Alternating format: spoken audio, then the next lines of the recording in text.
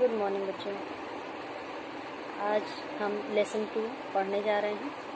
Lesson 2 हमारा रविंद्रनाथ ठाकुर के द्वारा लिखी गई एक कहानी है, फूल का मूल्य। तो आइए हम लोग इस कहानी को पढ़ते हैं। उम्मीद करते हैं आपने रीडिंग शायद कर भी लिया होगा। अगर नहीं किया है ज़रूर करिएगा, बहुत अच्छी कहानी है। तो इस कहानी को आज हम आपको सुनाने जा रहे हैं। इस कहानी की जो शिक्षा है वो ये है कि विशुद्ध तप व भक्ति के समक्ष धन की कामना कैसे पराजित होती है, यह इस प्राचीन कथा में बहुत ही अच्छे तरीके से दर्शाया गया है। इस कहानी को रविंद्रनाथ ठाकुर जी ने लिखा है। कहानी कुछ इस प्रकार है। शीतकाल के दिन थे, यानी जो ठंड का मौसम आता है, दिसंबर और जनवरी के महीने में जब काफ़ी शीत गिरता है, कोहरा जिसको कहते हैं। बात उन दिनों की है जब ठंड के समय में ठंड के कारण पेड़ पौधे सूख जाते हैं। किसी भी पेड़ पर फूल फल नजर नहीं आते हैं, ठंड से सब झड़कर गिर जाते हैं।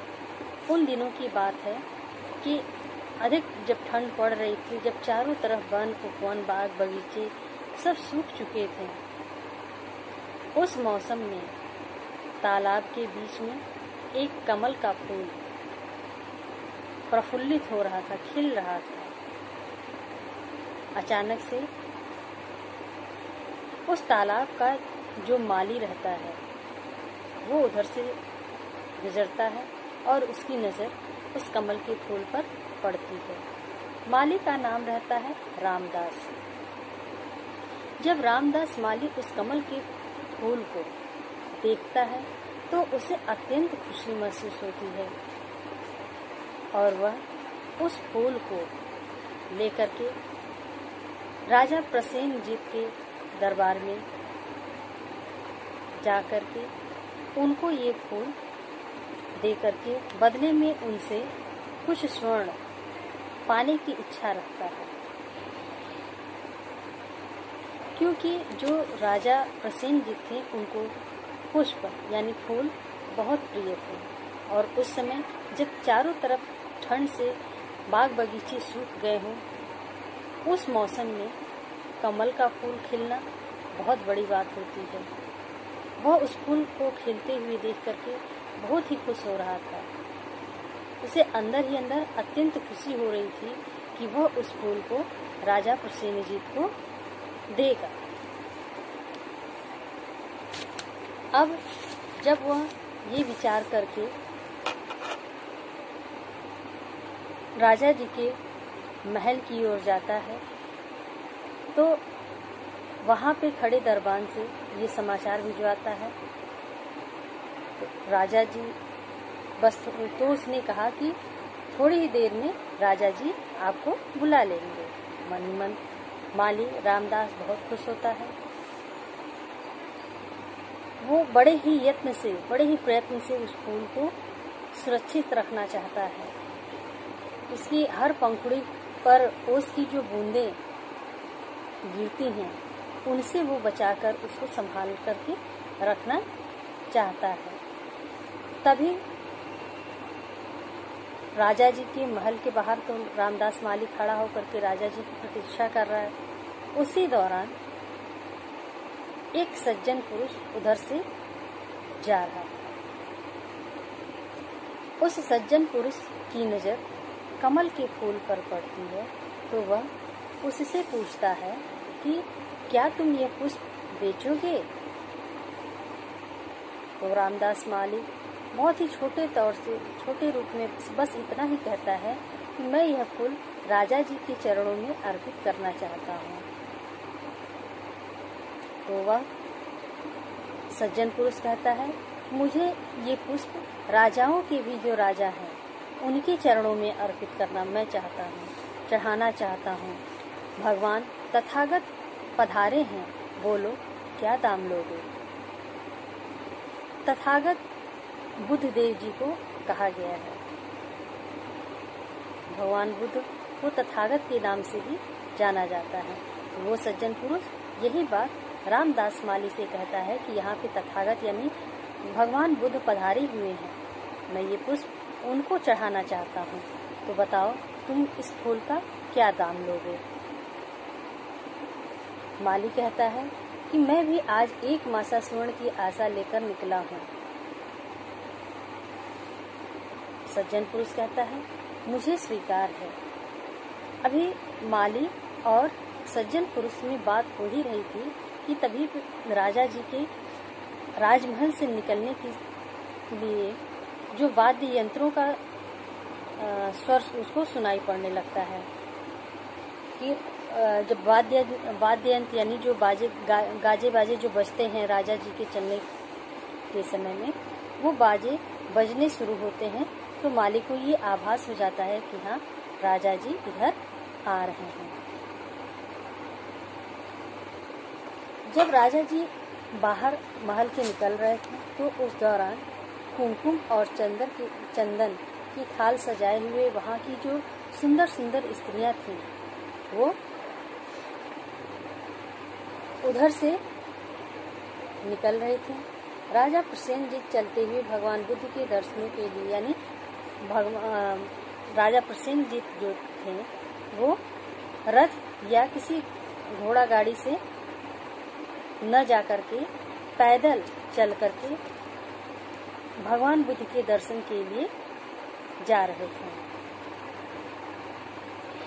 नगर के बाह्य प्रांत में प्रभु गौतम पधारे थे, यानी महाराज प्रसेनजीत भी और सज्जन पुरुष दोनों तथागत यानी भगवान बुद्ध के ही दर्शन के लिए जा रहे थे। दोनों अलग अलग व्यक्ति हैं, दोनों अलग अलग अपने हिसाब से जा रहे थे।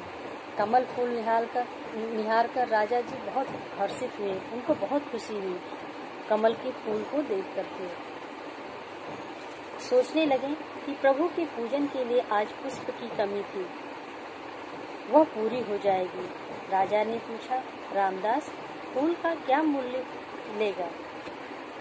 तब रामदास कहता है, महाराज फूल तो इन सज्जन ने ले लिया है।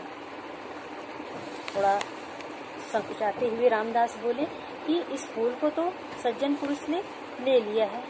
राजा जी पूछते हैं किस कीमत पर? रामदास माली जवाब देता है कि 1 मासा स्वर्ण पर। राजा जी थोड़ा तैस में आ जाते हैं और कहते हैं मैं 10 मासा तुम्हें स्वर्ण दूंगा। राजा जी को माथा नवाकर वह सज्जन बोला, रामदास मेरे 20 मासे यानी राजा से भी 2 गुना दाम वह सज्जन पुरुष उस कमल के फूल के लिए देने को तत्पर हो गया है। राजा जी का चेहरा कुछ उतर सा गया। राजा जी का उतरा हुआ चेहरा, उनका दुखी मन देख करके वह सज्जन पुरुष समझ गया, तो उसने कहा, महाराज आप और मैं भगवान बुद्ध के दर्शन के लिए निकले हैं। इस पुष्प के लिए आप और मैं राजा और प्रजा के रूप में नहीं खड़े हैं, 2 भक्तों के रूप में हम दोनों यहाँ उपस्थित हैं, खड़े हैं। अगर आप बुरा न मानिए तो आप भक्ति के प्रवाह में दुनियादारी की अगर मर्यादा नहीं मानना चाहते हैं। स्मितापूर्ण वाणी में राजा जी ने कहा, भक्तजन मैं राजी हूँ। यानी कहने का तात्पर्य है कि जो हम दोनों उसी राह पर उसी व्यक्ति उसी महापुरुष से मिलने जा रहे हैं, तो क्यों ना हम लोग साथ चलें। राजा जी ने कहा कि मैं इस बात पर राजी हूँ। प्रसन्नता पूर्वक मांग प्रस्तुत करो। खुश होकर के राजा ने कहा कि तुम अपनी खुशी से अपना उस पुष्प का मूल्य निश्चित करो। तुमने 20 मासा कहा है तो मेरे 40। तभी सज्जन पुरुष भी अभी कहने के लिए सोच ही रहा था, इतने में रामदास ने कहा कि आप दोनों मुझे क्षमा करिए, मुझे यह कमल का फूल बेचना ही नहीं है। इतना कहकर माली वहां से चलता बना। दोनों भक्त विस्मय भरी नजरों से यानी आश्चर्य भरी निगाहों से रामदास को देखने लगे। रामदास माली पुष्प लेकर नगर के बाहर चला गया। अकेले ही वह खड़े हुए यह विचार करने लगा कि जिस भगवान बुद्ध के लिए ये भक्त लोग इतना द्रव्य खर्च करने को यानी इतना मूल्य, इतना पैसा खर्च करने के लिए तैयार हो गए सिर्फ एक कमल के फूल के लिए, वह पुरुष कितना धनवान होगा। उसको तो धन की कामना थी पुष्प के बदले में, तो राजा ने भी मोल लगाया और उस सज्जन पुरुष ने। तो दोनों की बातों को वह एकांत में सोचने लगा कि एक कमल पुष्प के लिए दोनों व्यक्ति एक दूसरे से होड़ लगा रखी है धन के लिए, कमल पुष्प के बदले धन देने के लिए। तो वह सोचने लगा कि भगवान बुद्ध कितने धनी होंगे, कितने धनवान होंगे, जिनके लिए ये लोग एक दूसरे से होड़ लगा रखी है। तो क्यों ना मैं ही इस फूल को भगवान बुद्ध देव को समर्पित करूं, और जब मैं यह फूल उनको अर्पित करूंगा तो मुझे न जाने कितना द्रव्य यानी धन मिलेगा, वो तो इन लोगों से भी धनी होंगे। यह विचार उसके मन में आया और वह भगवान बुद्ध के से मिलने के लिए उधर नगर के बाहर चला गया। जब वह भगवान बुद्ध के समीप पहुंचता है तो वह देखता है कि वट वृक्ष की छाया में यानी पीपल के वृक्ष की छाया में पद्मासन लगा करके भगवान बुद्ध बैठे हुए थे, विराजित थे उस पेड़ के नीचे। उनका जो तेज देख करके वह हैरान रह गया। उनका उज्जवल ललाट, मुख पर आनंद की प्रभा, होठों से क्षुधा झर रही थी, नैनों से अमृत टपक रहा था। मेघों से धीर गंभीर ध्वनि इस तपस्वी के मुंह से निकल रही थी। उनका तेज इतना प्रखर था। यह सब देख करके रामदास माली एकदम से स्तब्ध रह गया और सोचने लगा कि अब उनके सामने रामदास माली की तो एकदम से आवाज ही बंद गई। एकदम से वो हैरान होकर के उनको एक टक नजरों से देखता ही रह गया। और जब उसे थोड़ा सा एहसास हुआ तो उसने भूमि पर सिर झुकाकर उस तपस्वी के चरणों में कमल का फूल चढ़ा दिया। वट वृक्ष के सघन कुंजों में पंछी बोल रहे थे। पवन की एक लहर आई, कमल की पंखुड़ियां हिल हिलकर मानो हंस उठी हैं। रामदास को शांति और संतुष्टि मिली। कहने का तात्पर्य ये है कि जब वह बुद्ध देव के सामने पहुंचा तो उनका तेज इतना अधिक था कि रामदास माली उस तेज को देखता ही रह गया।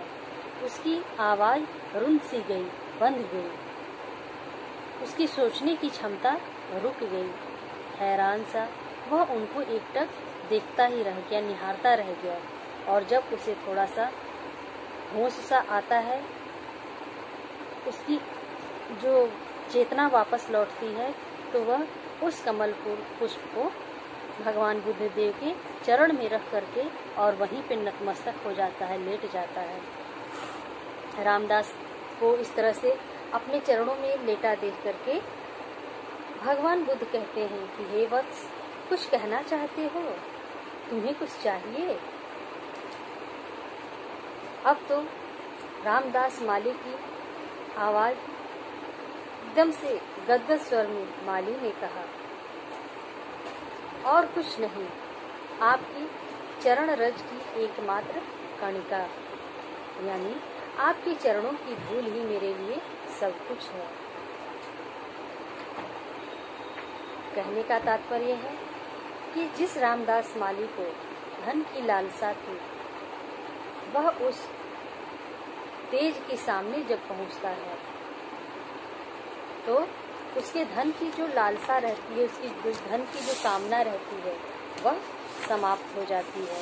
वो भक्ति के सागर में ओत प्रोत हो जाता है। उसके मन की लालसा धन की इच्छा पूरी तरह से समाप्त हो जाती है। तो इस तरह से ये आपकी कहानी को मैंने संक्षेप में सुनाने की कोशिश की है, फूल का मूल्य। और आइए अब हम लोग इसका शब्दार्थ पढ़ते हैं।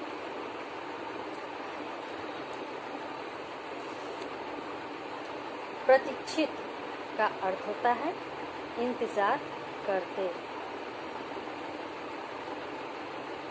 विषण यानी चिंतित या दुखी। यत्न उपाय। प्रमुदित खुश या प्रसन्न भी इसको हम कह सकते हैं। चरण रज यानी पैरों की धूल। स्तब्ध भौचक्का रह जाना। शीतकाल सर्दी का मौसम। कणिका छोटा कण।